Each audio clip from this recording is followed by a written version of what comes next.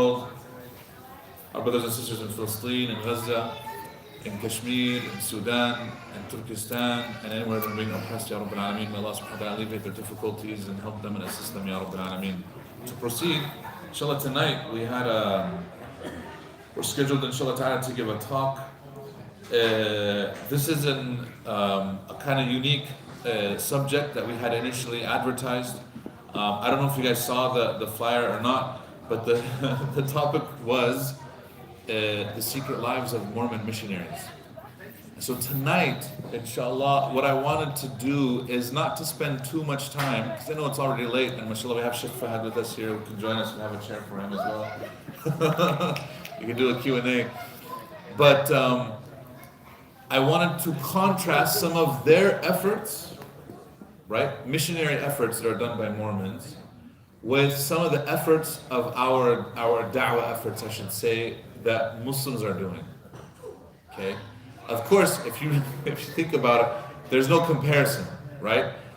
Completely different animals, completely different ball games. However, it would be good for us to see what other people are doing, especially people that are very serious about proselytization, missionary work, etc. Okay? So, with that said, inshallah ta'ala, tonight we'll be discussing that. So a little bit about my background. The reason why this topic is at least close to me is a lot of you know my father, Palestinian, from Gaza in particular. Me myself, I grew up in Gaza, even though I was born here in the States. We moved when I was little. Why? Because we lived in Utah.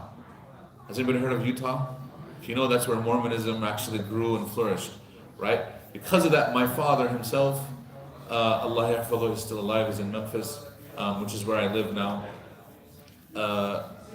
met my mother, who came from a Mormon family. And she converted to Islam, she's a convert. And because we were living out in Utah as a family, there's not much going on in terms of Muslims and Islam, right? In fact, we lived in a small town. The closest masjid to us was about an hour away. It was Masjid Noor, downtown Salt Lake. It's a converted church, small church. They converted it to a masjid. SubhanAllah, when we would go there, I would play in that masjid as a little kid. When I was 3 and 4. And I have little, memories of that masjid as a child. But because it's an hour and 15 minutes away from our house, and that's on the freeway, it's not like with traffic or anything. It was like 60 miles away. There's no Islamic school. My dad was like, I don't want to raise my kids here. We're going to take them back home. So we literally went back home, which was to Gaza at the time. I lived there from elementary school, middle school, high school, and then I came back to the United States 10 years later. And that's where we did our tahfidh, that's where we did a lot of our studies. We moved back to Utah. Now it's a different world. The community in Utah is growing. People, Masjid are growing all over. Right now in Salt Lake Valley, there's at least 10, maybe actually 11 Masjid, which is surprising to a lot of people. Some of them built from the ground up. Most of them are just places that people are renting or buying, such as this one. There's 2 Islamic schools that are kind of growing. None of them are full, like up until 12th grade, but alhamdulillah, the community is slowly growing. So because of that, I have relatives that are still Mormon. I know personally many Mormon missionaries. I've been to the Missionary Training Center. I've been to many of their churches. I've attended services. We've done research, interviewed people. So this is something that I have a little, personal connection to. Question really quick for you guys. Has anybody here ever dealt with a Mormon missionary? Raise your hand. A few people, mashallah. What was it like? They came to your house, or where was it? Did they visit your house? House. Mashallah. And did you offer them coffee or tea? He's like, why is Sheikh Fahad laughing at the joke? But it was a joke, by the way. Offering them coffee or tea. Why is that funny? Anybody know? Naam? They don't drink coffee or tea. Both are haram in the Mormon religion. When I say haram, it's such to an extent. So I had a friend who came from Gaza, and he got offered a scholarship at BYU, Brigham Young University. If you know BYU, it's a Mormon school. Now, it's a semi-private university. They did a number on this. It should technically be a private university, but it's actually semi-private, which is to get public funding, even though it's a religious institution. Why? Because they control the state legislature. The state legislature in Utah is 90% Mormon, even though population-wise, the state is between 50 and 60% Mormon. Okay?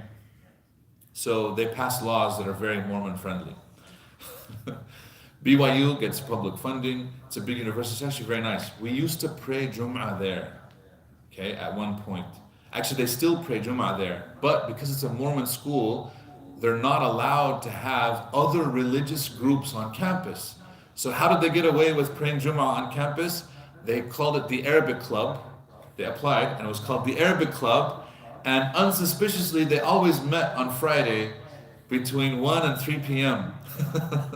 Now, of course, the university knew that they were praying Jum'ah, but they let it go, because they weren't publicly about it. They weren't like giving down or anything else like this. So they would pray there. They reserved a room. They would pray on Jum'ah. They would pray there on campus. And there would actually be a lot of Mormon students that would come, BYU students that would come and attend those Jum'ah services just to see and experience what it's like and meet with their other people and so forth. So it wasn't really under the ground. It was just on paper, it looked like nothing was happening. But of course, those Arabic club students were very active, mashallah. At one point, they started doing Ramadan iftars, and they would invite people. I got invited later on as a speaker to some of these iftars on the Mormon campus, which was really nice. And there would be more Mormon students attending the iftar than there were actually Muslims. It was a very good da'wah opportunity. We did that for many years, alhamdulillah. So, anyways, going back. What was I saying about BYU? Oh, there was a student from Gaza who attended BYU. And I went and visited him. He was living in, it had to be university approved housing. You can't just live anywhere. As a student, you have to live in university approved housing. So I went. And he's like, oh, I want to come, ta'ala. He's like, man, I'll make you some tea. But he's like, I have to find my secret stash. I'm like, what do you mean? He's like, I have 2 violations against me. If I get the 3rd one, I could get expelled from the university. I said, Ish? He said, yes. So he's going in his apartment. He's like, they come and they search your kitchen to see if you have coffee or tea. True story. He showed me. He had 2 tickets. You have tea in your apartment. You shouldn't have tea. He's like, I don't drink coffee, but I love tea. Shai lazim. He's like, in the evening. And so we went to his kitchen, and he's reaching behind in the corner cabinet, and he's putting his hand in, and he's digging, and he's trying to find the tea. And it's like, okay, here's 1 tea bag.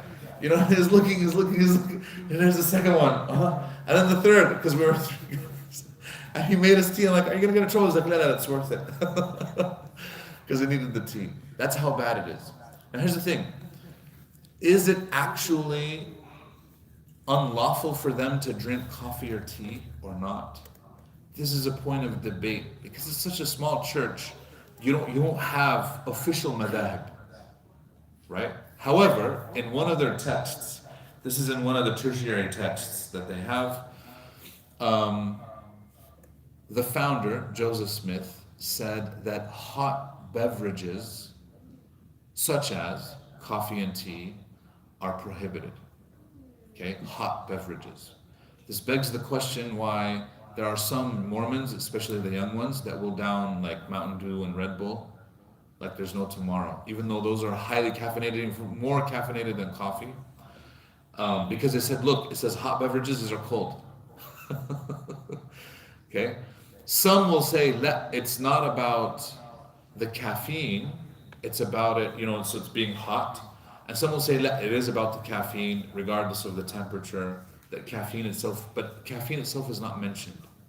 But this seems to be the case why caffeinated drinks are prohibited. It's also interesting that if it is caffeine, if it's not hot beverages, then why is hot chocolate allowed? The Mormons are big on this. And I don't know if you guys know, a lot of you probably don't follow social media trends. Do you guys know about the soda fountains and the soda stores that they have in Utah? Anybody know this?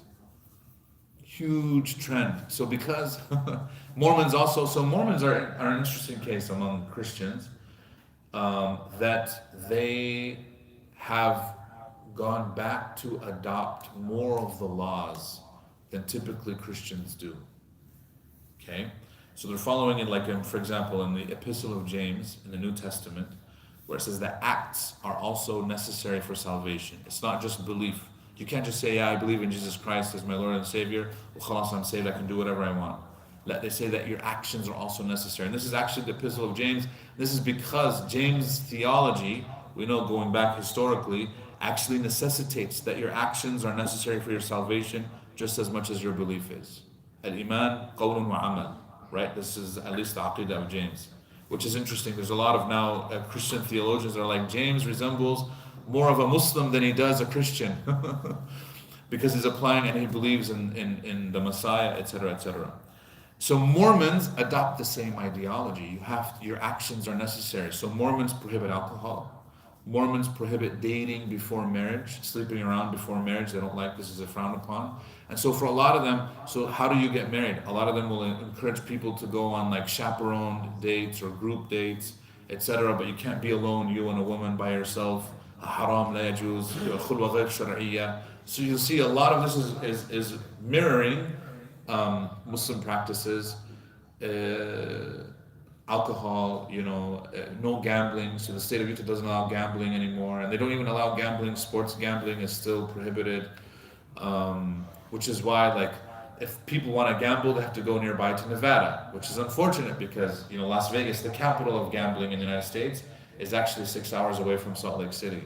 Ironically, Las Vegas was initially started and settled by Mormons. Soon thereafter, though, when Nevada became a state, the mob got interested and whatnot, and then it got out of their hands and it became the capital of gambling. But the same thing, you can drive 90 minutes from Salt Lake City to go to Wendover, Nevada, and it's literally, the casino is built in such a way that the parking lot is in Utah, but the building of the casino is in Nevada. It's true, like they'll have a line in the parking lot that says, here's Utah, here's Nevada, to show you how close the casino is to Utah, because Utah's a population center, nobody lives in Nevada. Even the workers that work in the casino live on the Utah side, but they work in Nevada because of the gambling being legalized and whatnot. So a lot of people unfortunately go there and do that. Don't ask me how I know that the parking lot is divided in such a way. You know what I mean? I what's it called? I can neither confirm nor deny that I went to see it for myself.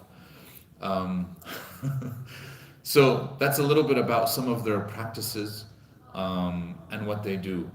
Question for you guys: what are the Mormons most known for? When I say Mormon, what do you think? What comes to mind? Having multiple wives. Very good. Anyone else? Or is that typically what you know? Preaching, right? They're missionary work. Cycling, yeah, they're on their bikes to get around. So, Mormons are known for polygamy. What a lot of people don't know is that polygamy was banned officially from Mormonism in 1890, which is 135 years ago, 36 years ago, 136 years ago, okay? Yet till today, it persists that the stereotype against Mormons is that they practice polygamy. Why is this the case? Because in 1890, the story goes that, so Mormons were practicing polygamy. Joseph Smith, very famously, had 40 wives. Now Joseph Smith never made it out to Utah. Joseph Smith died in jail in Missouri on unrelated charges, and people knew that he was a false prophet for the most part. Obviously, as Muslims, we believe he's a false prophet, and got killed by a mob in jail. But he sent his followers when they were being persecuted, and they were. And unfortunately, religious persecution is something that's it's a thread throughout history. They moved. He initially was from New York, upstate New York. And then they had to move. They went to Illinois at one point. They went to Missouri. They went to Indiana, Illinois. They moved around a lot. Finally, he told his people, you need to go out west to Utah where nobody will bother you. You can build a new Zion out there. This is why for them, Utah is a new Zion. What do they mean by this? So what's the old Zion?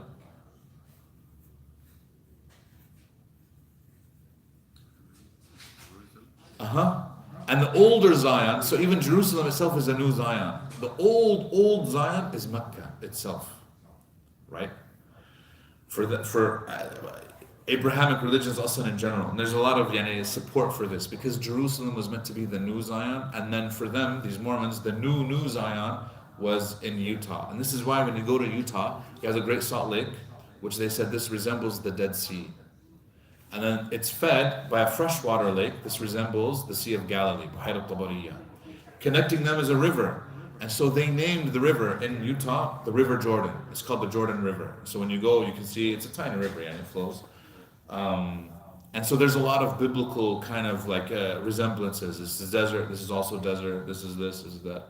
It's in the mountains. So for them, Salt Lake City was their new Jerusalem, their new Zion for them. And they went out there. Of course, there was nothing there. So when they go out, this is the place that they wanted. In fact, there's a park there that's called This Is the Place, where Brigham Young declared, yeah, this is the place where we're supposed to build our new city. He went out. Brigham Young himself settled in Salt Lake City, eventually married over 50 wives and had over 60 children.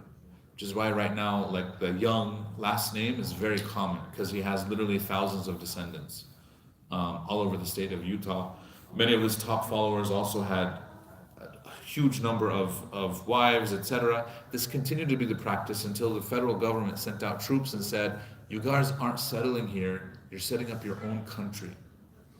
So there were tensions early on between the federal government and those Mormon settlers out there. So they built a fort. There was almost going to be a war between the two until the Mormons kind of backed down and said, look, Brigham Young, he's not a king, he's a prophet. But initially, he had the role that resembled both a king and a prophet. But obviously, they can't go against the American government. So he did that. Passed away, new president comes, passes away, new president. It was their fourth or fifth president who came. And finally, by this time, most of the land now in the West. So Utah was settled before Colorado, before Wyoming, even before California. But all of these places became states before Utah. Why? The federal government told them, we will not allow you to become a state until you ban the practice of polygamy. You have to let it go. They resisted for the longest time until they saw all these states are starting and they're getting benefits from the federal government and we're just living like as if they're a foreign country and a foreign entity. They want to join the union. They had to ban it. So they had a meeting with the federal government. Literally a week later, after that meeting, their prophet, who at the time was the fifth or the sixth prophet, magically came and said, I received revelation. This is his words, not mine. I received revelation. The angel came down and talked to me and told me that now God has told us that polygamy, yes, used to be okay, and now it's no longer allowed. That was the way for the people before us. Now for us as modern men and modern human beings, marriages, it's one man, one wife. What do you think happened to the people that were practicing polygamy? Oh, it was the biggest chasm that happened till today in the Mormon church.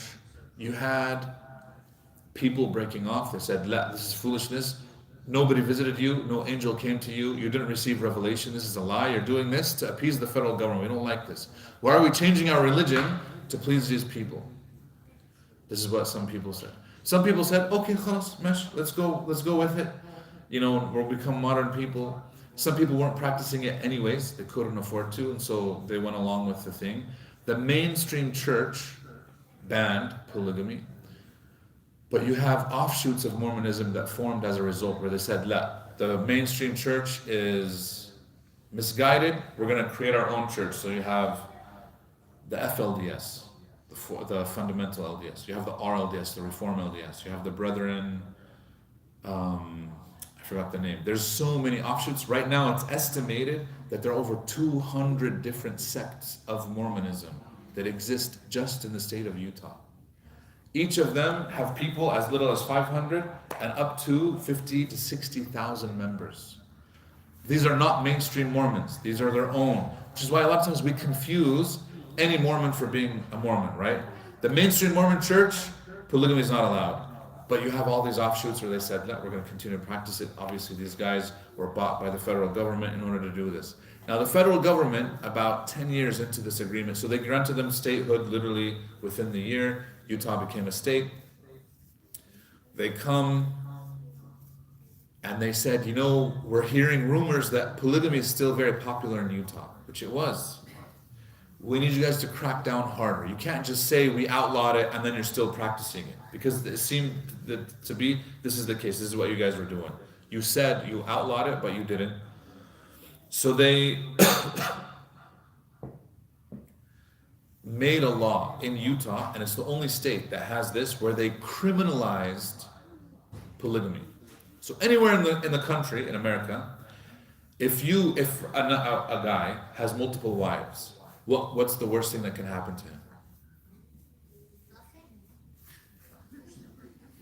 He's correct. Okay? Because it's not, so it's illegal, but it's not criminalized. There's a difference. Meaning the government isn't actively going after people that are practicing polygamy. This is not something that they do. And if it's in your personal life, nobody cares. It's only a problem when you have on paper, registered with the county, that you have multiple marriages. Then it becomes an issue of fraud. But it's not a crime in and of itself. Does this make sense? The federal government forced the state of Utah to criminalize it. So now if you're caught, so starting in 1900, in 1905 was the peak. And there's pictures, I have them in the 1910s and 20s, where there were entire jails set up to put polygamists in jail. And how would they find out? So they made it, the law said that if you were living with a woman who wasn't your wife, you're a polygamist. She couldn't even have a girlfriend outside of marriage, right? Or even like, let's say you're not even married, but you couldn't even have a girlfriend technically, because that's, you're cohabitating with a woman who's not registered as your wife. Okay? So they put hundreds, if not thousands of people in jail during this time to prove, hey, we're going after these polygamists. There's entire pictures of all these polygamists in jail. They would go in jail for a few months and then get out and whatnot and continue with their lives. This is why a lot of polygamists actually left Utah and moved to the neighboring states. So right now, today, the city with the highest number of polygamists is actually Colorado City, Arizona. And it's right over the border from Utah.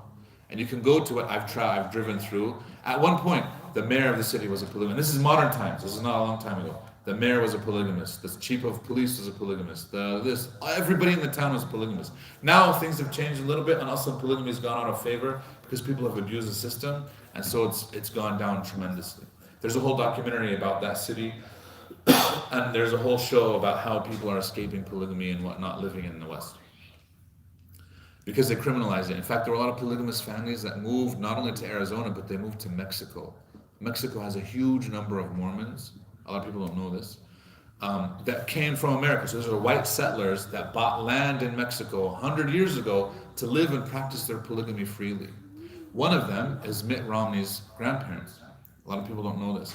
Mitt Romney, Aslan himself, grew up in Mexico because his family was one of those people that was practicing, and they kind of washed this over, and then he came back to the mainstream church where he himself doesn't practice polygamy anymore and all these other things, because obviously he was became the senator and he was a presidential candidate at one point, but his family has land, and at one point they lived in Mexico. So pause here. Any questions right now? I know I've been talking a lot. We haven't even talked about missionaries yet. This is just a little bit of the history of how they practiced polygamy. Fast forward to 2012, there was a show in Utah that was called Sister Wives. I think it's still on, even though like a lot of the sister wives divorced the guy, Mesquine. Or not Mesquine, I don't know. I haven't followed the show since season 1. I watched season 1 and then after that I stopped. Sister Wives was a show on, I think, TLC, where the guy had 3 wives, and he was in the process of courting a 4th wife and marrying her. So obviously in American TV, they're like, whoa, this is crazy, this is nuts. And they're American, they're white, they live in Utah, they live in Lehi. Right now, if you go to Lehi, for example, this is a city that's it's a suburb of Salt Lake. The houses, every single house, you see it, it's way too big to be a single family house. Clearly, they're still practicing polygamy. In fact, in Lehi, it's estimated there's 50,000 families that practice polygamy. And this is a suburb of Salt Lake. I've driven through. I used to go fix appliances and TVs out there at one point in time. This is when I was in college. So polygamy is still happening, but a lot of it's under the table. When you used to go slaughter, for Eid, the farm that we went to, owned by a Mormon guy. And I remember the guy asked me, he's like, so you guys, he's like, man, all you Muslims, you come during, what do you guys have a festival? I'm like, yeah, we have our Eid, this is why we're doing it, Eid al-Adha. He's like, great. He's like, wait a second, I heard you Muslims, you guys practice, like you guys can have more than one wife? I'm like, yeah, I mean, it's allowed. Some people do it, some people don't. He's like, oh, no, it's cool. I have 3. I was like, okay, thank you, mashallah. I was like, very good. And then he was laughing at how we were trying to slaughter the cow, the beef. He was laughing at us because we're trying to tie it down. And he's like, brothers, here's my shotgun. And they're like, no, haram, we can't do it that way. He just wants us to like shoot it and get it over with. And we're over there tying its leg and wrestling with it, and its horns are getting in the way. It was funny. So, you guys know these experiences. I'm sure you have farms here as well.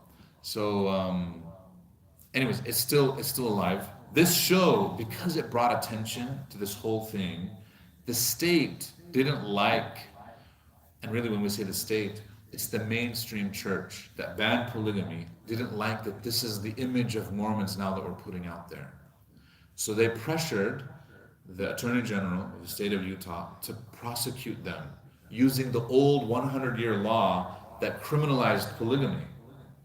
Okay? Because now in modern times nobody applies it anymore. It's not a thing. Nobody cares.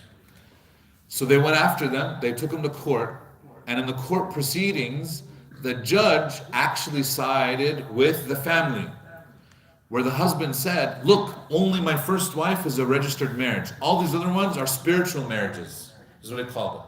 So they're spiritual marriages, and they're not registered with the county. Technically, according to the government, I only have one marriage. This is what his lawyer was arguing. And he said, so his lawyer told the judge, Your Honor, if a man, let's say not Mormon, a man has a wife, but then he has an affair, or a girlfriend, or 3 girlfriends on the side, why does the government care? Why is it the business of the government to get involved in this? And the prosecution was arguing, no, it's because he's saying that these are marriages. But then the retort was, it doesn't matter what he says that they are, as long as what we have on paper here. And the judge actually sided with them. And now, for the first time, polygamy in Utah was decriminalized, meaning it's no longer a crime to practice it the way they were, so they won the case.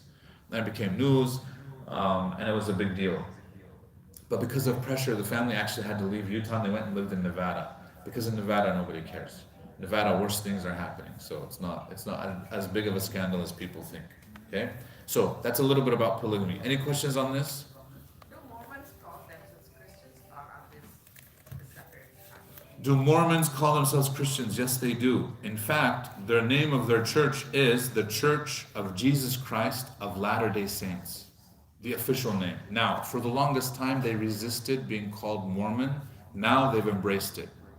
So for the longest time, they didn't like the term Mormon because there was the Book of Mormon, and Mormon is a character in the book, and they didn't like being associated with that. But now they're like, it's okay. It's not a problem. In fact, because this is the colloquial term, they've embraced it, and they've turned it into something positive. But for the longest time, if you were a member of the church, they would use the acronym LDS, which stands for Latter-day Saints. Why are they called Latter-day Saints? Because they believe that we're in the latter days, close to the Day of Judgment, and they have actually very apocalyptic views regarding the Day of Judgment.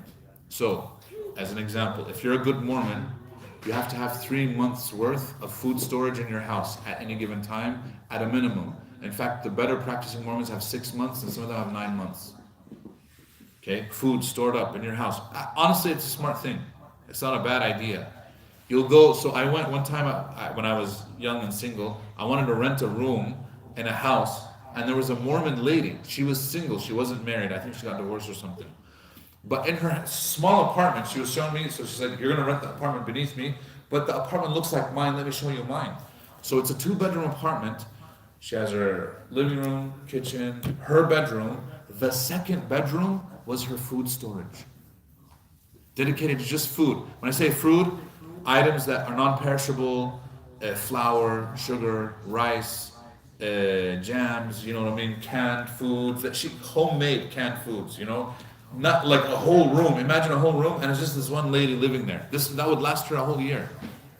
But because this is what the church tells you to prepare for. Why are they preparing like this? Because they believe that towards the end of times there's going to be an Armageddon, an apocalypse, people are going to go to war with each other, and that the Mormons are going to kind of go through it unscathed. So the Mormon Church owns a ton of land. They have preparations for, Day of Judgment kind of scenarios, tent cities that they can set up in an instant. People, and you can get into one of these tents. If the cities are gone, everything else happens. They have, escape routes, all these other things.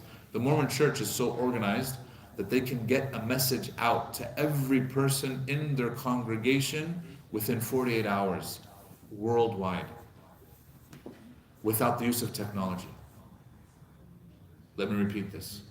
If something bad happens, they need to get a message out to all of their members. They can do it without the use of technology within 48 hours to every person who is an official member of the church. Okay? Crazy organization. If you go to any Mormon church, you'll see this. They have like youth activities for the women, activities for this. If you need a job, if you're Mormon and you need a job, you'll get a job like that. Their networking capabilities are crazy and amazing. In fact, this is one of the points of frustration for a lot of Muslims that live in the state of Utah, is that they can't climb corporate ladders because most of the corporations over there are dominated by Mormons and they hook each other up. If you want to get married, it's super easy and I mean, theoretically speaking, of course, individual results vary. But they have singles wards, which means it's a whole group that you join as a single person, where the whole purpose of it is for you to meet people from the opposite gender and facilitate marriage. And you can join one of those. You'll meet a nice Mormon girl and they'll hook you up and everything else. So job, education, this, you name it, they'll help you. Right? My Mexican mechanic, I was talking to him one day and he's like, amigo, and this, he's like, I'm Mormon. I was like, what? This is the most random thing. You're a Mormon? He's like, yeah. I was like, do you believe in it? I'm asking him. He's like, oh, amigo, I go in, I clock in on Sunday and I clock out. And they give me green card, they give me a job, they give me an apartment. What else do I want? All I have to do is clock in on Sunday and then I clock out for a few hours. I was like, wow. I was surprised. Okay? There's a lot of people like this. Their missionary efforts bring in a lot of people. Now, whether they're genuine converts or not, that's a different story. Okay? So, do they consider themselves Christians? Yes, absolutely. In fact, they consider themselves the correct Christians. A revival, they call it a revival of the old way of the prophets. Right? And some of those teachings. Because I said that modern Christians got out of favor. They went astray because they're no longer applying the laws and stuff. Was Joseph Smith a revivalist, or was he a messenger? Probably. I think technically they would consider him a little bit of both, but they don't use the word messenger. They use the word prophet. So one of their problems, and in fact, so if you want to talk to them, this is one of the key areas that we would differ with them on, is that they believe in perpetual revelation, perpetual prophethood, meaning prophethood doesn't stop. So for us as Muslims, we believe prophethood ended with Prophet Muhammad sallallahu alaihi wasallam, Khatam al-Nabiyyin. He's the last of the prophets. Now for us, this might seem like it's difficult, and in some ways it is, but in some ways it's a blessing. How is it a blessing? All you have to do is look at the Mormons and realize actually that the prophethood stopped with Prophet Muhammad sallallahu alaihi wasallam is actually a big blessing. Why? If prophethood didn't stop, what's going to happen? Every time a prophet goes, there's going to be a new prophet. How do we find out who the new prophet is? How do I differentiate between a true prophet and a false prophet? This is the challenge for the Mormon church. Because technically their doctrine says anyone can be a prophet. This is why they have so many sects. Because so many of the leaders of those new sects that came out, what do you think the leaders claim to be? Every sect claimed to have their own prophet, who is different than the mainstream prophet. And now anybody can be a prophet. How do I prove that I'm a prophet? You don't have to. If people believe you, khalas. You don't have to prove anything to your followers. This is why there's so many false prophets. I've met people who are like just regular Joe Schmo off the street. He's like, yeah, I'm a prophet. And this is like, okay, how do you, what does that, what does that even mean? He's like, well, I see Jesus every night in my dreams. And Jesus came to me and he told me, Anwar, you're a good person. In fact, let me feel your hand. He shakes my hand. He's like, yeah, He said, I can feel the goodness in you. This is why you need to read the Book of Mormon. I'm like, have you read the Quran? And he's like, you know, when I touch it, I feel the Quran, it feels so good. I'm like, okay, but yeah, you need to read it. What do you think about Prophet Muhammad? I was like, yeah, he was a prophet. I've never met a Mormon who didn't say otherwise. Almost every Mormon will tell you, yeah, Prophet Muhammad is a prophet. But there are many prophets. So it's not special anymore, right? And for them, prophet doesn't mean that you have to follow them. It just means that a person who receives revelation. For us, prophethood is something very serious. Right? Prophethood is that he's a role model. You have to listen to his commandments. If he tells you do this, you do this. If he tells you do that, do that. We can't argue or disagree with the prophet, right? And we believe that it stopped with him, which is a blessing. Because like I said, you have prophets now popping up all the time, which now has created a big problem for them. So right now, their president of the church is a prophet, and he's elected into that position. So number one, can we elect a prophet? Has a prophet ever been elected? In the history of all the biblical prophets, has he ever been elected? La. He's chosen by Allah subhanahu wa ta'ala. Their claim now though is, but this is the new modern mechanism that God uses, that he channels us, that we are divinely inspired to choose the right person for succession. So they have the quorum of the 12 apostles at that point, and then from those 12 they choose one who's going to be the prophet, and that's from the quorum of 40, and then there's a council of 120 bishops underneath. I've met some of those people at different stages, that are members of some of those groups, in which they elect, and then finally it finishes with their prophet. So, okay, yes. So you talked about how like the Mormon community in Utah is very connected, like they hook each other up. I guess they have a lot of work done in terms of the community, those connections. So observing that, like, I don't know if this is the right way to phrase it, but like, what do they have that we don't? Yeah. As a Muslim community, and Nothing. like, what can we stand to learn? No, you're exactly right. What do they have that we don't? Unfortunately, they don't have anything that in fact, we have a lot more than they don't. But they've been at this longer, at least in America. We have the numbers, we have the truth. So here's the thing, a Mormon missionary goes out for 2 years at the age of 19. So when you turn 19, you're a good Mormon, you go out. I got asked this question all the time. So when I came back from Gaza, people would be like, so when are you going on your mission? I'm like, excuse me? What? As a Palestinian, a mission is something completely different than what Mormons have in mind. No, that's a joke. For those that are watching online, I'm sorry. But the idea is, they would come and they ask you like, well, I had so many Mormon friends who at the age of 19, he's ready, he's going to go on his mission. Okay? Different places. Some of them get sent overseas, some of them get sent to a different state, some of them stay in Utah, which I think is hilarious. But they go around, and 2 years. So here's the thing, missionaries are self-funded. Even their clothes, the suits that they wear, there was literally an ad on TV, Mr. Mac and all these other suit places. We have the missionary package, $500. You get 2 suits, 2 ties, 2 pairs of socks, this and this and this, and you go out, right? It's a Mormon, missionary suit. You go out and you start giving dawah, their missionary work in those suits. That was literally an ad on TV because the families pay for the mission, not the church. Then they go to the Missionary Training Center, the MTC. It's in Provo, Utah. And they spend 3 months isolated from their families. Back in the day, this is before smartphones, they were not allowed contact with the outside world. They're allowed 1 phone call a week and 1 email a month. And before email, it would have to be a hand letter, right? And they would go there, they had an accelerated training program that they actually borrowed from the CIA. Why? Because a lot of the people that developed it in the CIA were Mormons. In fact, the CIA, both the CIA and the FBI, their number 1 school that they recruit from is BYU. The FBI officially says, you guys can check this out, if you ever get interrogated by the FBI, right, first question to him, are you Mormon? Chances are he is. Wallah, I'm not even joking. Every single FBI agent that ever interrogated me was Mormon.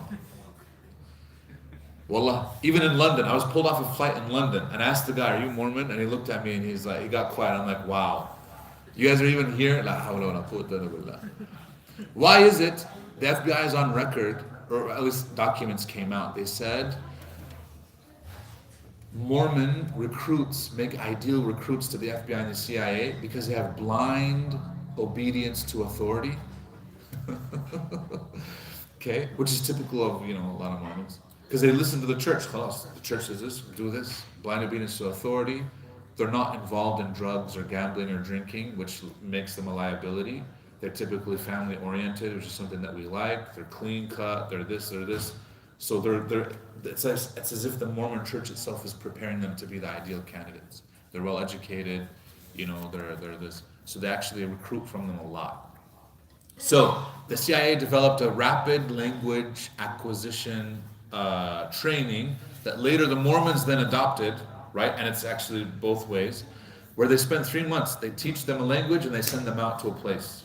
Now they start teaching them in high school. So in the high school, I went for 1 year in high school in Springville, Utah, which is 95% Mormon in Utah County, 95% Mormon. So the 5% that weren't Mormon was literally me and my family. And they taught 7 foreign languages in this high school, with an emphasis on learning this as a second language. So they taught like Russian, Spanish, French, German, like random languages that most high schools don't have. A friend of mine said, my dream is to go to Russia. He's a Mormon missionary. He became a Mormon missionary, but in high school, he's like, I'm studying Russian in hopes that they will recognize that I studied Russian and send me to Russia. I want to go to Russia. The guy learned Russian. When he finally went for his mission, they did training, and they said, you've been selected to go to, surprise, Russia. So he goes, he was in St. Petersburg for 2 years, loved it, came back, went to school at BYU, went back to Russia and married a Russian wife, and then brought her back to the United States. The guy's living his dream. Like he's had that Russia target. He knew what he wanted. He wanted a Russian wife from the get-go. Like he told me in high school, he's like, I want to marry a Russian wife. I thought, oh, mashallah, he got it done. Like I met him and his Russian wife. Years later, we kept in touch, yani. The point being, self-funded, they train them, they send them out, and they go. Does it work? So the Mormon church currently is roughly losing as many members as it's gaining. So yes, they are gaining people through conversions, but they're also losing a large number of their own youth that are born into Mormonism. Right? So, now they send out tens of thousands of missionaries every year, all over the world. Some of them young, some of them old. So if you're a woman, you can't go at 19. You have to go a little older. And then they have those elderly couples also go out, as when they're retired and whatnot. This is something that they do. The fact that they're self-funded, they train them heavily, and they focus on this is, I think, a testament to the idea that they believe they should be doing this type of work. Okay? Nobody faults them for it. Now, obviously, we don't like proselytization in America, at least. However, it's a testament that if you believe something that you have is the truth, you would want to share it with other people. Now, for Mormons, they do offer other incentives for people that convert, right? And so that's something that's obviously going on. But this is just a little overview, inshallah ta'ala. What do they have? I think the brother asked, what do they have that we don't? Honestly, it's just that we're not organized. So the Mormon church is a top-down church. The official church, top-down, meaning the president, there's a clear structure, they hand out instructions, you can't kind of deviate. In fact, if you're a Mormon, they divide every city in America is divided into wards, right? So even Atlanta, Georgia has wards. So you go to the ward that you're assigned to. So you're in ward number 1, you're in 2, you're in 3, you're in 4, and you go to that church that's near you geographically. Can you go to another one? Yes, but typically you don't. You just stay within your own ward. So I got to ask that question, like, what ward are you in? I'm in ward 17. What are you? And I'm like, I have no idea what that is. And then you would slowly find out that that's how they divide people up.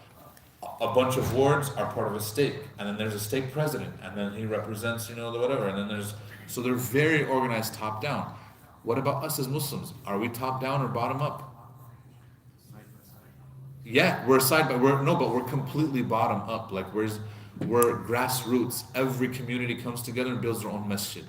Does this masjid belong to a conglomerate of any other masajid? No, it's completely independent. So is the masjid next door, so is that masjid. People come together and they build their own community centers. This is the complete opposite of the Mormon church. Now, it gives us an advantage, but it also puts out some disadvantages. What are some of the advantages of the top-down model? You're very organized.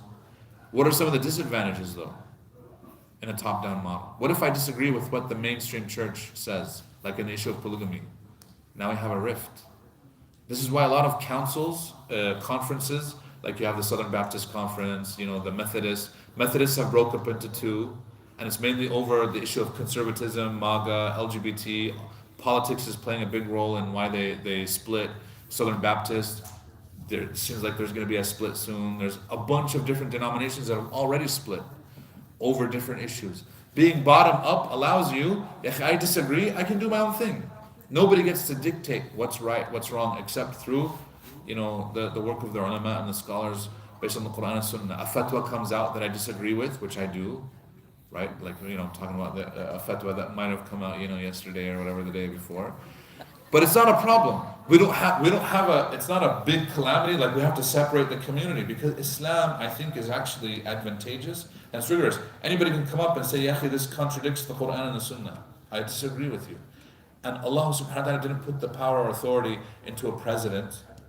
He put the power and authority in the people. You can disagree, and we should. And it's not a problem. It doesn't mean that we're not Muslim anymore, or that we can't deal with one another, but that we can still remain brothers and sisters. So I believe the bottom-up model is actually way more robust, and actually demonstrates that it's the truth. Because wallah, when I explain this to Mormons and to other Christians, they're like, man, how do you guys survive? That's the first question. Because for them, when they open up a church, they have to get support from the top down. They can't do it on their own. I'm like, that demonstrates that we're upon the truth. Because every little group of Muslims comes together, they build their own mosque. They can do whatever they want, technically. And if you go around the world, I can go to any masjid in the world, and we're praying the exact same way. The number of rak'at doesn't change. We're praying the same language. We're facing the same direction. It's an amazing thing. To me, this is absolutely proof that Islam is the truth. Just by that, just by the way that we organize. Now, can we offer more? Absolutely. And I'll end with this. I know I've been talking for a while and Sheikh Fahd is here. So once upon a time, in my old masjid, remember I told you I was playing around in that small masjid, right, in Salt Lake City? Eventually, subhanAllah, I became the imam of that masjid. But the board of the masjid came and said, oh, brother, it's a small masjid, we can't afford to pay you a salary, so we need you to keep your IT job. Right, at the time, when I graduated, I continued. So I said, okay, khalas, bismillah. So I continued to work in my IT job, and I would put in 8 hours straight, no lunch, no anything. I'd pray Fajr at the masjid, go to work 6 a.m., I'd be done by 2 p.m., just so that I can finish stuff and I'm available for the masjid. So I'm working at the IT job, and I remember there would be like a lot of Mormons that were working in this company. In fact, all of the top positions were dominated by Mormons, and some of them got the jobs not because they were qualified, but because of the connection. It was very clear. In fact, when they were bought by a national company, the first thing that the national company said, you need to end this religious nepotism. That was in the official report, because they saw, obviously, why did these people get these jobs? There's clearly preferences here. So anyways, there's a guy that was with us, we'll call him Brad, that's not his real name, just in case he's watching. So we had conversations about religion. I told him, hey, let's go have lunch. And I did this with multiple people, like at least four or five employees. I took them out to lunch just to talk to them a little bit. So Brad was one of them.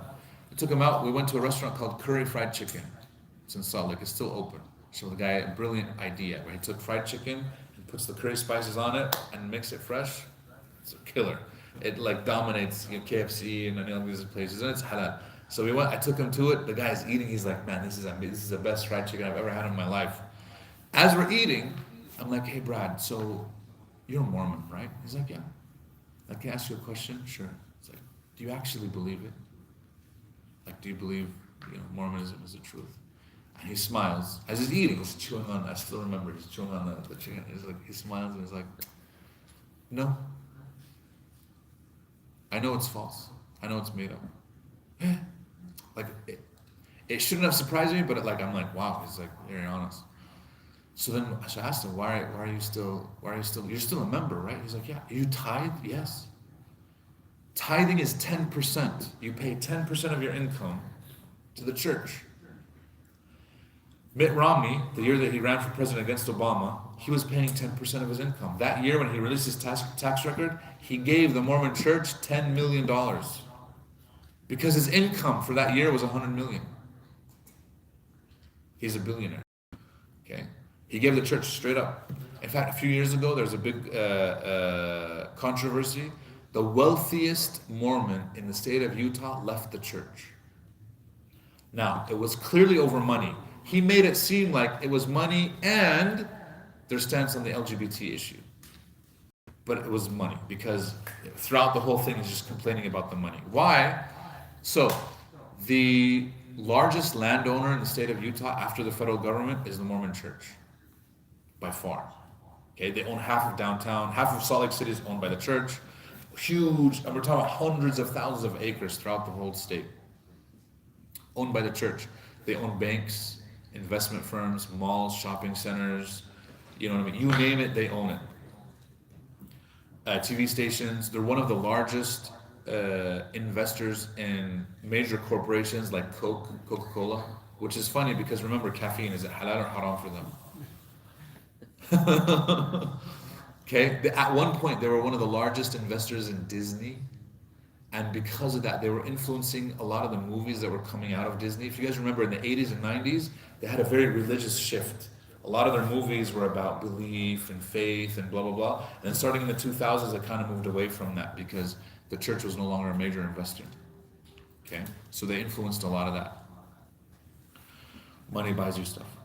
So he, the wealthiest Mormon, right, complained, and he said, I'm a real estate developer. My number one competitor is the Mormon church. But I also tithe, and I give them 10% of my income. And this is unfair. Why is it that I'm giving my number one competitor free money? He's like, either the church needs to stop investing and behave like a church, like a nonprofit, and then just survive on donations, and I'll give my donations, or stop collecting donations and behave like an investment firm. But why are you doing both? Because he's like, I'm getting attacked from both sides. My number one competitor, I'm also having to give them donations. He didn't like that. Now think about this, he's a multi-billionaire. But it always comes down to money. The money is not affecting him in any way. If he gives 10% of his income, it doesn't affect him in any way, shape, or form. But he's still upset over it. What makes rich? Why is that? What makes them that rich? Well, they invested heavily. They've been investing. They organized themselves from a very early time. And they continue to invest. Right now, so the Mormon fund, they have a Mormon investment fund. It's estimated, we don't know because none of these numbers are public, but people have come out, whistleblowers, that said the fund is easily worth $600 billion. The Mormon investment fund, where they invest in different stocks and whatnot. Okay, that's crazy. That's on the same lines of like the Emirat and Kuwait and stuff in terms of investment. And that's just the investment fund. Like they're not cashing it out. It's still collecting money for them. And yet, on top of all of this, they still collect 10% from every person of their income. So obviously they can invest so much of that. My grandmother, who used to be Mormon, she left, my grandmother. Allah subhanahu wa ta'ala guide her. So she says it's the best business model because they charge you 10% to deliver a product that they can't even guarantee for themselves. What are they promising people? Jannah, but they can't even deliver it. It's an unknown product, but they're charging you. And not only this, they're taking that money and then they're investing it. It's a very smart business model. Okay, anyways, going back to my friend. I asked him, you tithe? He says, yeah. You pay 10%. He said, yeah. And you don't even believe in it. He's like, yeah. I said, is this common? He's like, oh yeah. He's like, a lot of my guy friends, all of us, we know that it's made up. Joseph Smith made the whole thing up. But I'm like, but you guys still pay. They're like, yeah. Why do you pay? He says, for us, for me, it's a social thing. Our kids have activities. Our women have a ton of things. They have a social circle, they have activities, they have a ton of stuff that's actually very beneficial. And to be honest, it's robust. You go there any day of the week, there's something going on in their church, in their thing. On Mondays, they have family night where they force you, they tell you, turn off your TV. It's haram to watch TV on Monday night. Turn off your TV. You have to be, and this is from back in the 60s, they used to say this. This is not a modern thing. So obviously now it's even more important. Turn off all your devices, and the family has to spend time together. Offline, IRL. Right? I was using IRL with my son, and he's like, Baba, you know that? I'm like, I'm not born in the Stone Age. He's like, Baba, you were born in the 1900s. I'm like, wow, you make it seem like I was born in World War II, man. Relax. So, they have their, when it comes to family issues, excellent. So family support, excellent. Like I told you, they can deliver a message to any Mormon family within 48 hours without the use of technology. They check up on people. It's not just like, oh, you're a member. They're proactive instead of being reactive. Okay? They at one point they had the largest number of membership in the Boy Scouts of America. When the Boy Scouts of America announced that they will allow girls to join the Boy Scouts, the Mormon Church left. And as a result, the membership in the Boy Scouts of America dropped by half. Meaning half of all of the Boy Scouts in America were actually Mormons. They were literally single-handedly holding up the whole organization, and the Mormons went and did their own form of Boy Scouts. They have their own Mormon scouting because they already own a ton of land and camps, and they do a bunch of stuff. You know, they go outdoors. We're doing activities. We're teaching them skills. We're doing all this stuff. Like I said, if you're single, you want to get married, they'll help you. You need a job, they'll help you. You need education, they'll help you. Car help. You name the type of help, they're there for you. Every church has, on average, 12 employees. Every location. How many employees does the Masjid have here? Two imams, and then support staff. Is there any like office, admin, secretaries, youth directors, youth coordinators, women, director? None of that. No support. Do you guys see the difference? 12 on staff, but they can afford it when they're charging 10% of income. Can they? Absolutely, they can afford it. In fact, they could probably afford more. Unfortunately, we're not willing to. What you're saying is the congregation needs to give 10% of their. 10%, guys, yeah, Bismillah, let's go. Hey, at least we're not Shia. The Shia have to give 20%. Al Khums. No, I'm kidding with that. You're on camera. But you guys understand? No, it's true. I didn't say anything yet. It's true. They have to give 20%. So, but no, think about that. Yeah, and just on our, from a Sunni perspective, what percentage of our income are we willing to give the local masjid to make it, support it? And alhamdulillah, I'll tell you this, wallahi, we have so many generous people in our Muslim communities. I'm not, wallahi, discounting the generosity of the congregations, but I know we have a long way to go. And what we should be embracing more of is the idea of the waqf. So like the Mormon Church is investing in a lot of those investments. Why? To support the church operations.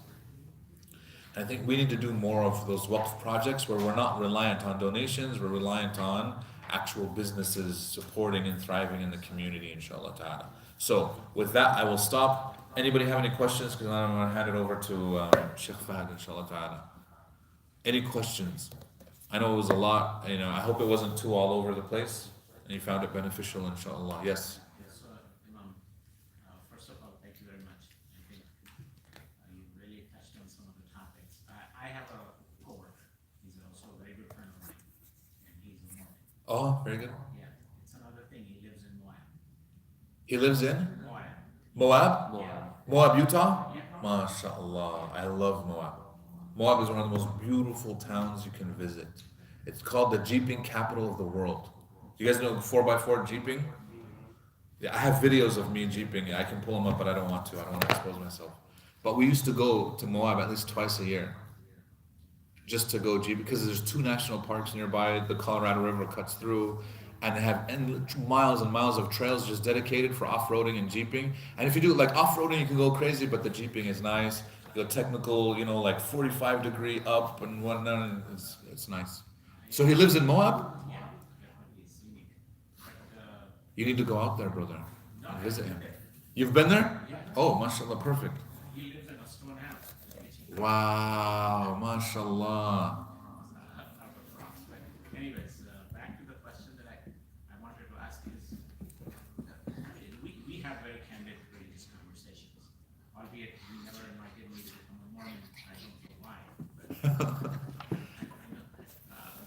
So no, I will actually, I'll answer that question. Why? Okay, so, but what I'm curious about is that whenever, like, I've been to Salt Lake City, I've been to the, you know, the Kingdom Hall, the whole 9 yards, but I went there mostly because of their architecture and where they have the hall Yeah, and the architecture and also the engineering involvement. yeah, Without having pillars and stuff. yeah. Huge- Yeah, the conference, you went to the Mormon, the conference center? Man, it's an amazing building. Yeah, Kingdom Hall obviously they don't get you in, so. Yeah, But I did see, so all those pictures that they have, hanging in there. So according to what you're saying, that there's a rank and file, yeah. they just say that, oh, these are our prophets. They don't talk about rank and file. No, those are, so every prophet was the top of the church at his time. So he passed away, there's a new prophet. Passed away, there's a new prophet. Oh, so they're in order then. Yeah, Okay, all right. But here's the real question, is that if he lives in, Moab, yeah. and then he really does not ever talk about the, you know, the main church. So is it safe to assume that he's one of the, No, he's probably a mainstream Mormon. So even in Moab, how do I tell? is he a polygamist? Yeah, He is? Oh, khalas, I mean, he's not part of the mainstream church. oh, okay. That answers your question. I should have thought about that. Yeah, that's the telltale sign. Because all of the offshoots were over polygamy. Yeah, if he had, yeah, then he's not part of the mainstream church. He's part of one of the offshoots. So you can ask him which one is it, and he'll tell you. Well, I mean, before I didn't know, so that's why. Yeah. It's one of the offshoots and stuff. And then you made a comment that why he did not invite you to the Mormon. So yeah, if he's not part of the mainstream one and part of one of the offshoots typically are not as proselytizing as the mainstream church. Does that make sense? Yeah, yeah. Because they know it's taboo. He'll have to They defend his position, is that what you're saying? no, Yeah, then he'll have to defend his position. not necessarily. You know, we used to have our dawah table like at the University of Utah, and we'd get people that stopped. I got a guy that stopped by, and he's like, "Hey, do you guys do polygamy?" And subhanAllah, one of the brothers stood up. He's thinking he's gonna be upset, so he's like, actually, we don't just do it willy nilly. We have rules, this and this and this, and typically we don't do it anymore. Historically, it was happening, and he's like, no. Why are you apologizing? You guys need to practice polygamy. And he's like, whoa, this is not where I thought it was gonna go. He's like, you guys are shameful for abandoning this good practice. He's like, I'm a product of polygamy and I have 3 wives myself and this, and you guys need to be doing more of it, and don't be afraid. Don't stand up for what you believe is true. And the guy was like, I don't even believe, like, I don't want to practice it. And he's like, why not? Aren't you a man? He was like putting him down. I was like, whoa. It was one of the funniest conversations, because typically, you're trying to defend it. This guy was actually in the opposite extreme. He's saying, you're not practicing it, shame on you. But yeah, so yeah, your friend, I'm sure, you know what I mean? He has his reasons.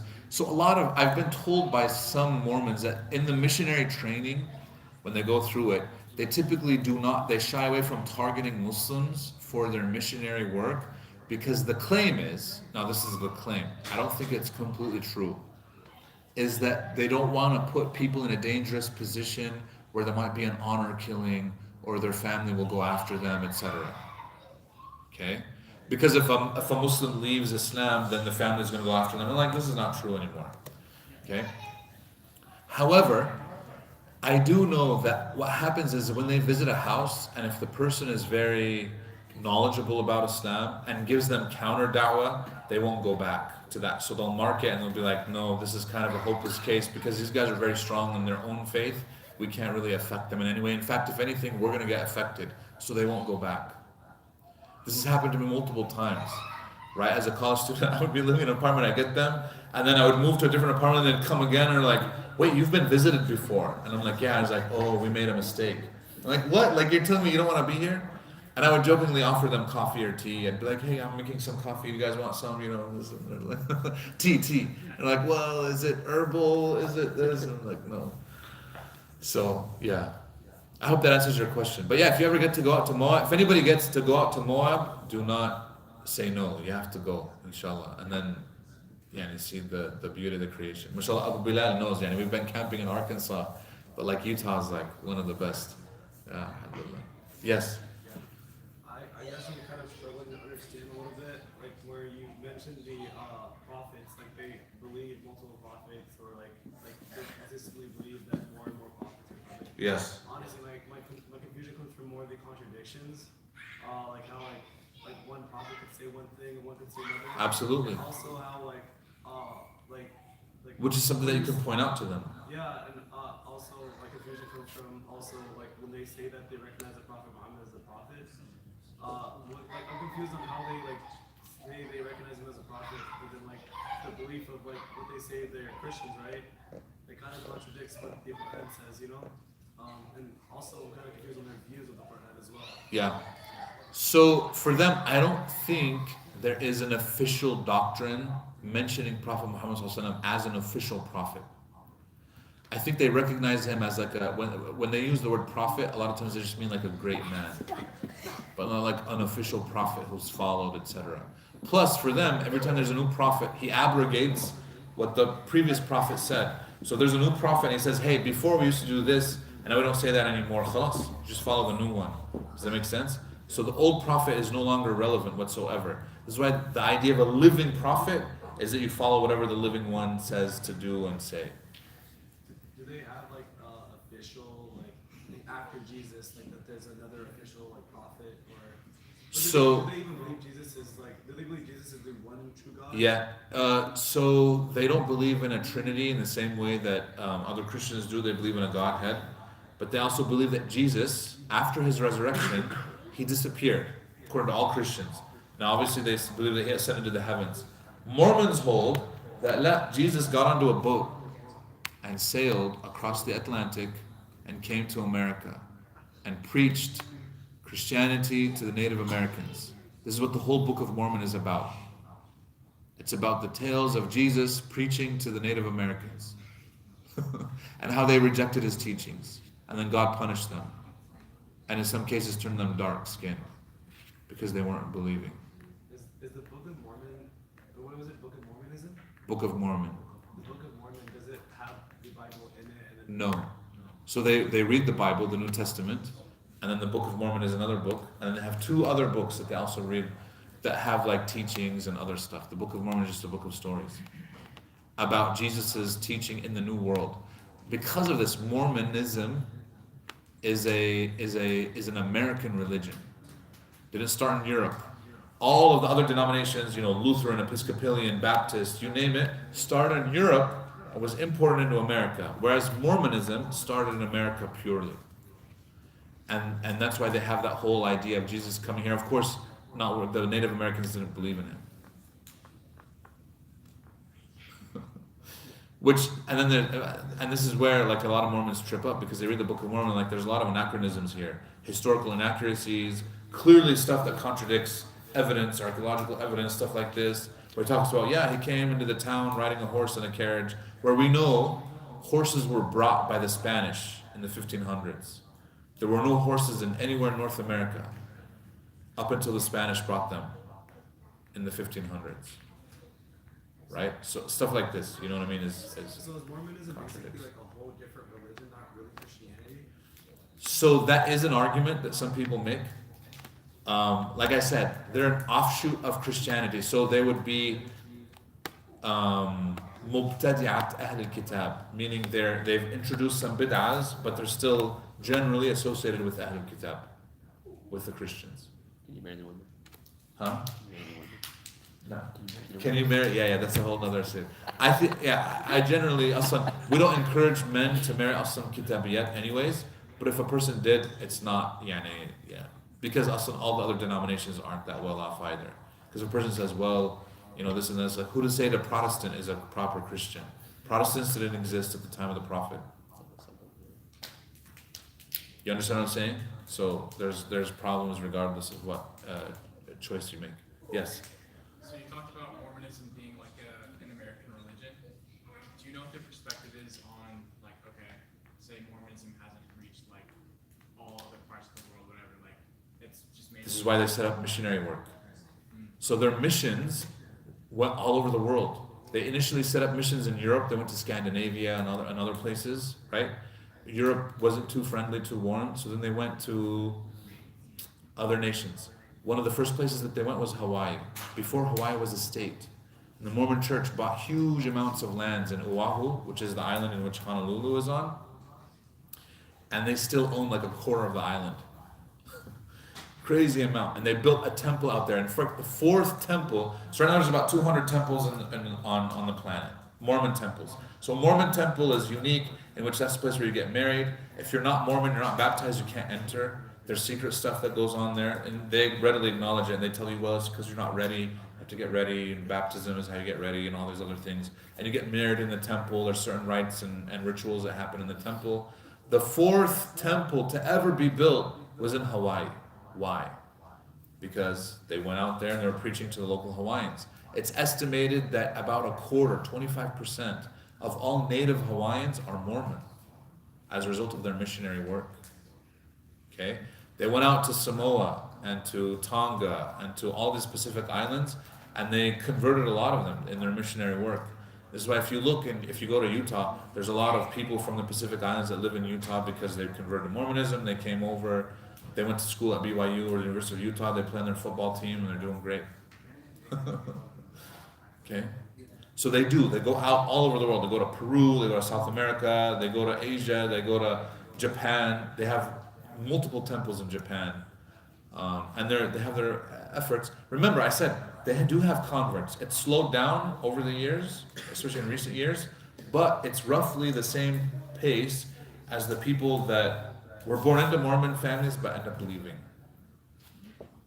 Mostly because these are just people that are leaving religion in general, right? And because Mormonism has its own issues. So, yeah. I wanted to take a step back. So about the marriage with the Christianity, I honestly there was a bit of a confusion. I remember this question that I had before. But basically, I had a conversation with a friend, and he wanted to point out that Christianity is basically a polytheistic religion, and because of that, in terms of marriage, we're technically allowed to marry at Kitab, but because of that claim, he's saying that we should not. But he wasn't sure about it. It was that was what he was thinking, and honestly, it was just a question that I never really had answered. Okay. And honestly, relating it to Mormonism, it sounds like they're more closer to being more of a monotheistic and sounding more like the Ahlul Kitab. And I don't know. I just thought I wanted to hear Yeah. The connection in terms of marriage, you know. So having polytheism among Christians, was that the reason why we're not allowed to marry them? So obviously the default is you're not allowed to marry anybody who's committing shirk, anybody who's not on belief, right, on Iman. That's the default. The exception to that was Ahlul Kitab, because even during the time of the Prophet ﷺ, they had the Trinity. They had these existed at the time of the Prophet, which tells us that was never a hindrance, because it's an exception to the rule. Yes, the rule is, right, that you can't marry people that are committing shirk, but this is an exception. And would they generally fall into that? Sure, maybe. Obviously, ideally, you wouldn't do that. So there's a fiqh position that says that this is only allowed for you to marry a kitabiyat if you're in a position of authority and a position of dominance. Meaning, if you're predominantly a Muslim society, then this would be permissible, because the rules and the laws that we follow are Islamic. Whereas when you're not in a position of authority and dominance, like you are here, for example, in the West, then it's generally discouraged because it puts you at a disadvantage. And in fact, it does. This is why generally we don't encourage it at all. And also, there's plenty of Muslim women that need marriage anyways. They should focus on that. I don't like the idea of people going off and marrying non-Muslims. Allah knows best. Yeah, Bismillah. Sheikh Fadl, go ahead and plug it. No, go ahead. It's all you. You've been sitting here. You got it, man. Go. So, mashallah, Sheikh Fahad is with us, and I'll have him say a few words. But tomorrow, I wanted to encourage everybody, we have the Christianity through an Islamic lens. Obviously, what we did tonight is Mormonism and whatnot, but tomorrow we're going to be doing other topics. Sheikh Fahad Taslim is going to be one of the speakers, myself, Dr. Nasser, Karimian, and Dr. Jonathan Brown. All are going to do some great presentations, inshallah, good work. And it's going to be an all-day conference. Even if you can't come all day, you can only come for a few hours. Come, stop by. Inshallah, you'll benefit. Bi-idhnillahi ta'ala. And this is going to be at the hub. Initially, we're supposed to have it at a university campus. I think somebody didn't like it at the university campus and got us disapproved. This is at least our theory. Allahu A'lam, we don't know. It could be a conspiracy. Conspiracy theory. Yes, yeah. We're doing it at the hub, which I think is a good place to do it anyways, inshallah ta'ala. So we look forward to seeing you all there, inshallah ta'ala. Okay. If you want to share anything about it. Sure, no, just to, so how many people got the card? This particular card that I have? Does everyone have one? Okay, so the topics are, from this is in the back. I'll just share with you very quickly. As an organization, the Sapiens Institute, one of the things that we are trying to do is to get ahead of problems, unlike we as Muslims tend to do. We tend to be very reactionary, right? So something happens and when we react. So to give you an example, very quick example. Sheikh Anwar and I just got back from Southeast Asia. We went to Malaysia, went to Indonesia. The recent person that was instituted as a special envoy to combat anti-Semitism by our president, Donald Trump, his name is something Rabbi Yehuda, I'm forgetting what his last name is, but something Rabbi Yehuda. He has a statement. I want you to pay attention to this statement. He said that Indonesia has 350 million Muslims. Why aren't our textbooks being used amongst them? Now think about that. If you think about when the British came to India, for those who are from that part of the world, the first place they attacked was educational institutes. For those of you who know about the Calcutta Madrasa, one of the major hubs, one of the, you could say, you know, they would produce powerhouses amongst the ulama. That was the first place that the British sent people. They replaced the principal. They instituted English as a language. They took all of those topics of fiqh and hadith and usul, and they made it into one topic called Islamic studies, and they quarantined it to this one topic you would study. Everything else had to do with some sort of secular subjects. So the first place they go, and they go to undermine, is the educational system. Now, why am I mentioning that? Indonesia, if you know, joined BRICS. You guys know what BRICS is? Okay, so that consortium of Brazil, China, India, and now Indonesia as well, right? And Russia. Now, what that means is Indonesia is about to become one of the largest economic hubs in the world. So with economic investment, it doesn't come neutrally. It doesn't come with no baggage. It comes laden with ideology. So with that ideology, this is one of the reasons why this special envoy is saying what he's saying. So in order to get ahead of that, what I was mentioning about Sapiens' mission is we didn't want to make it reactionary. So one of the things we did, we signed MOUs, Memorandums of Understanding, with one of the largest organizations in Indonesia called Muhammadiyah. And they run, 167 universities in Indonesia. It's a huge number. Huge number. We now went in and said, look, we have experience in this space, we deal with Western problems, we're from the West, we deal with contemporary issues, we deal with all the isms, your feminism, liberalism, secularism, all the isms, schisms. That's our bread and butter. So let us help you to develop your curriculum so when that onslaught comes, as they're telling you it's going to come, you can arm yourself. All right? Now that's Indonesia. But we're talking about here now. As we live here in the United States, again, we're trying not to be just reactive, but proactive. And one of the ways we're doing that is something that when we spoke to, Sheikh Anwar and I spoke to Dr. Jassal Oda. For those of you who know, he's part of Triple IT, he's a very well-known scholar. And he said something which I thought was very profound. And I'm going to finish up here in a second. He said, when you think of a Malay, what religion comes to mind?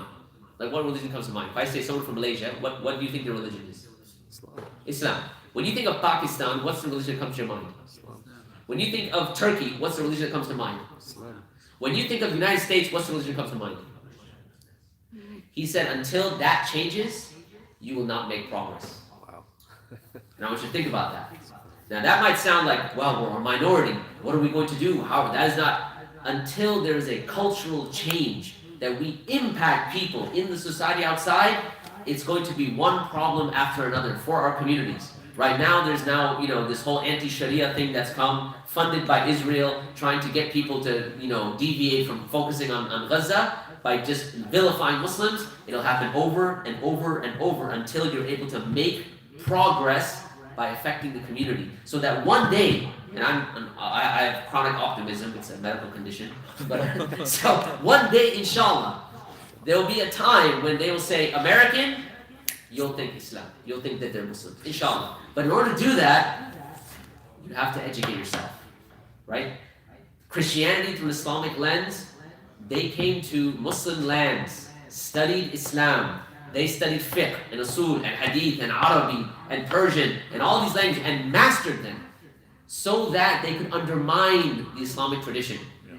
What we're saying is, why are we not doing that? Not to undermine their way of life, to help them to a better way of life. This Christianity to Islamic Lens conference, from what I know, from what I've done a lot of research in this is the only conference that Muslims in the West have put on that talks about Christianity. The only one. Historically, I'm talking about since Muslims have been in the West.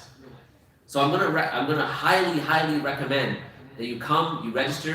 The topics are not your typical topics. We're not talking about the Trinity and biblical verses, and those are great. Those are things that we need to learn. We're talking about how do you impact the culture.